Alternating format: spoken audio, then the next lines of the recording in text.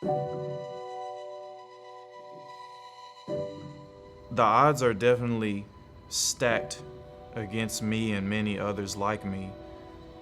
And so for me to be able to sit right here in front of you and in front of the world and say that I survived, that's the key word, survived.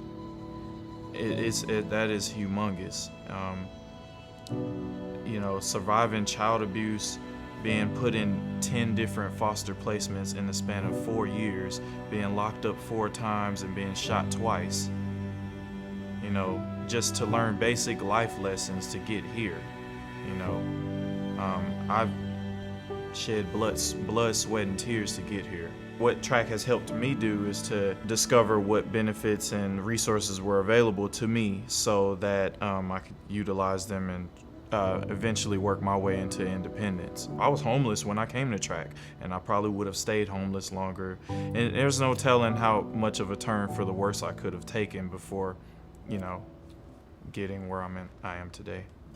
Life is different now because, like I said, I'm not living around bad influences. I haven't succumbed to any alternate activities that could otherwise get me locked up or dead. And I feel like track played a big role in keeping me from that because I had better options.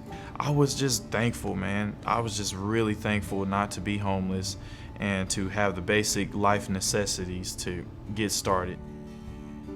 I think that CitySquare has an amazing plan to help people and assist people out of poverty, accepting people that have very sordid backgrounds, people that maybe another program would not accept.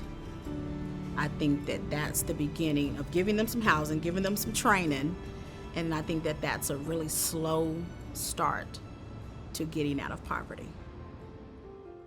Go to our food pantry. These are real people who just need a little help along the way.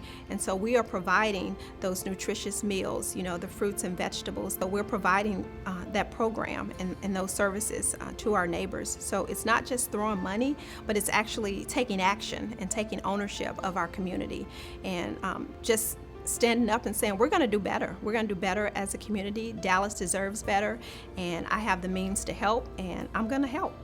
Someone that you pass by every day that's homeless is your neighbor. Whether you choose to give them change or whatever they're asking for, they're still your neighbor. And so I take that into teaching because I want my students to understand that I am a neighbor as well. The things that they've gone through, I might not share it with them, but there's something about me that they connect, like she gets it. I don't have to say it. I don't have to say that we were homeless before. I don't have to say any of that. They connect with me. But that's because I treat them just as I would my neighbor that I live next door to. I really do. We just need someone to talk to. We need someone to listen and truly hear us and not judge us and critique us and criticize us. If we really want to know about poverty in Dallas, about homelessness in Dallas, about illness in Dallas and the lack of health care, job training, living wage, go to people who are experiencing and enduring the consequences of those realities.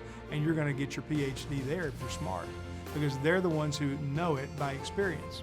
And so it's those kinds of really nuts and bolts things of life that we're trying to work on here. It's not just passing out food or giving medical assistance or referring someone to a great dentist or even providing housing or employment training.